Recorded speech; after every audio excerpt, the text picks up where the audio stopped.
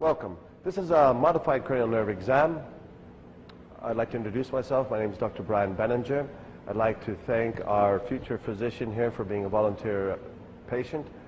Today we're not going to go through the whys and wherefores. We're just going to conduct the modified cranial nerve exam. Okay? We will start from the first one and work our way from 1 to 12. First cranial nerve is the olfactory. I'd ask the patient to please close your eyes and block off one nostril and then breathe in. And do you smell anything? Yes. And what do you smell? Coffee. Okay, and can you block the opposite side? Can you smell anything? Yes. What does it smell like? Coffee. Okay.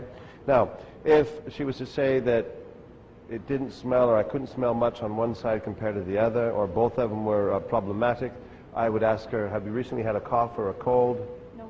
No upper respiratory tract infection? Okay. Are you a smoker? Nope. Have you recently stopped smoking? No.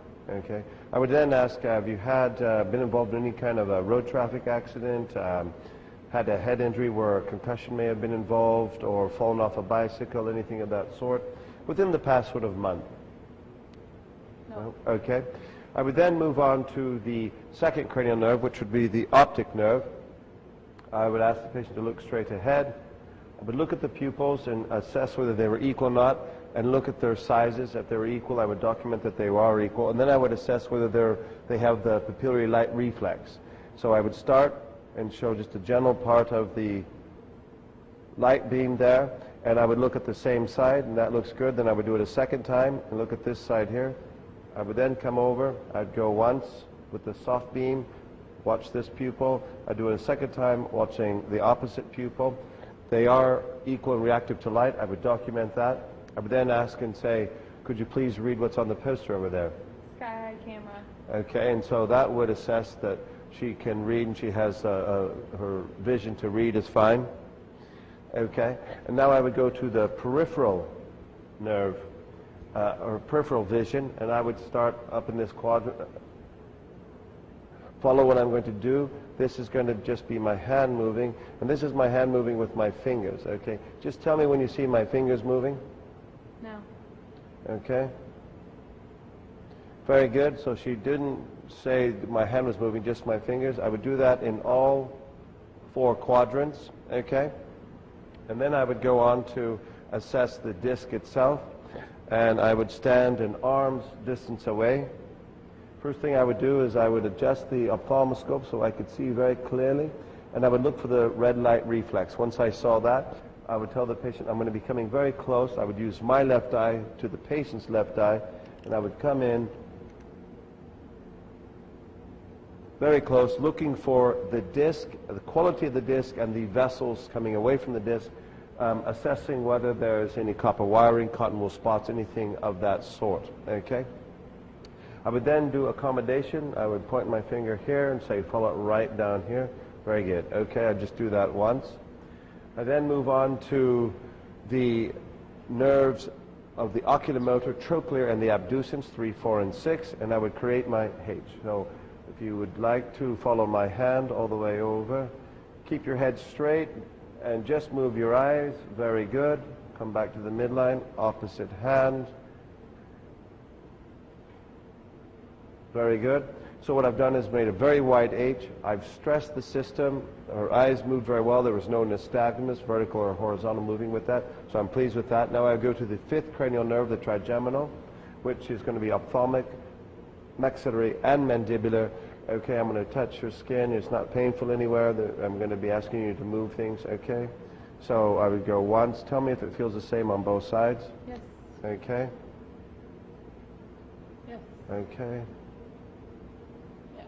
Okay, good. Now I'm going to assess the motor aspect. Okay, I'd like you just to go ahead and open your mouth a couple times and close it. Okay, that just tells me that she can deploy the mandible and elevate it against gravity, and therefore would be a 3 out of 5 on the power scale.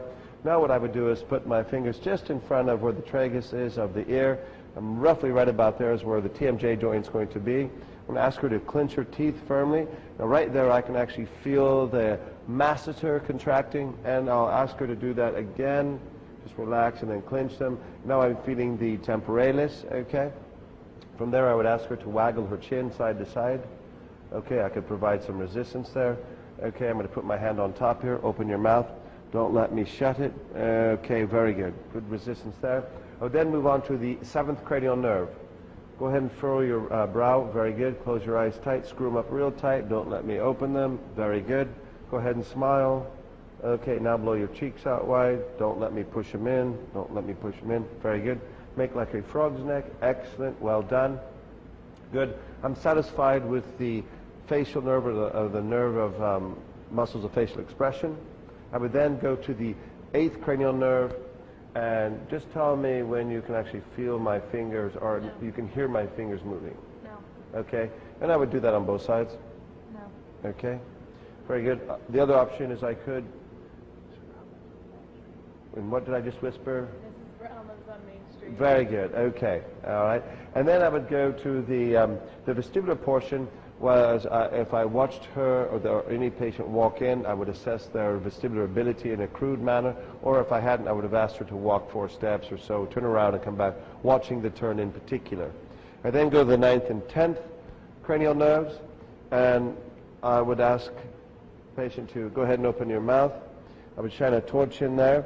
I would then introduce an instrument to touch the back of the pharynx to elicit the gag reflex. While I was doing that, I would be watching the soft palate to see if it was raising equally on both sides, okay?